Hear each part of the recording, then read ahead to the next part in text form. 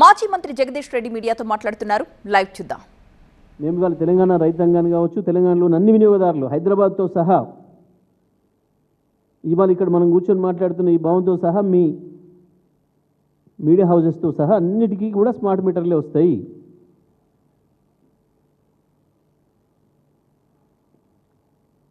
ఉన్నట్టుగా ఇప్పుడున్న పాత మీటర్లను పీకి అవతల వారేసి 6-7 వేల రూపాయలు మనం ఎత్తినేసి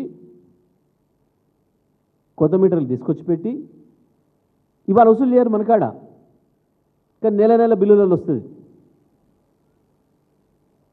నెల నెల బిల్లులలో వస్తుంది. ఆ కొత్త మీటర్ పెట్టే ఖర్చు వాడే పెట్టి తెస్తాడు కదా, మనకెందుకు అనుకుంటారు కొంతమంది అమాయకంగా. కాదు, అది మీ నెత్తినే ప్రతి నెల పడుతుంది. 2 నెలల్లోనే దాని ఖర్చు కూడా కట్టాలి. దాని ఖర్చుతో సహా అన్ని బాకీలు లేకుండా చేసి డిస్కమ్లను లాభాల్లోకి తీసుకొచ్చి ప్రైవేట్ వాళ్ళకి అప్పచెప్పాలి. ఇది వాళ్ళ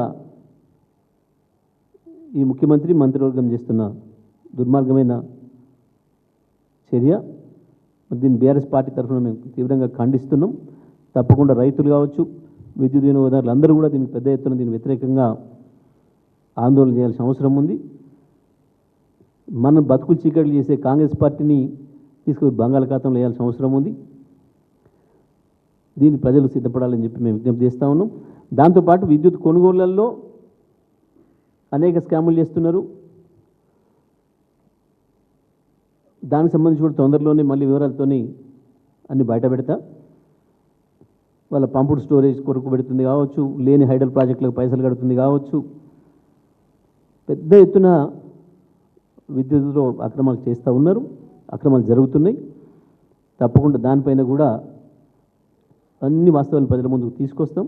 మరి వాళ్ళ మాత్రం ఈ ప్రభుత్వం ఏదైతే దుర్మార్గంగా ఈ ఆర్డిఎస్ఎస్లో చేరాలని చెప్పి నిర్ణయం తీసుకుందో, ఆనాడు కేసీఆర్ గారు స్పష్టంగా చెప్పి నాకు 30,000 కోట్ల లోనుకు అవకాశం పోతున్నా సరే నేను మాత్రం చేరను, 30,000 కోట్లు కాదు ఇంకా 30,000 కోట్లు నష్టమైనా సరే నేను రైతాంగం నెత్తిన పిడుగు వెయ్యను, రైతాంగానికి మీటర్లు పెట్టనియను, ఇళ్ళలో కూడా స్మార్ట్ మీటర్లు పెట్టను అని చెప్పి స్పష్టంగా చెప్పిండ్రు.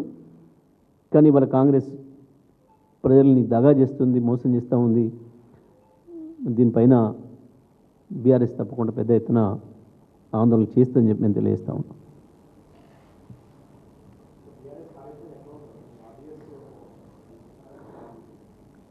తప్పకుండా మేము ప్రజల్లో విస్తృతంగా తీసుకుపోతాం.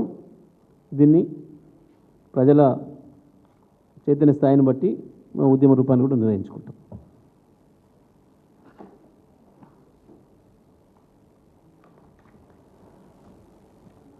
ఓకే,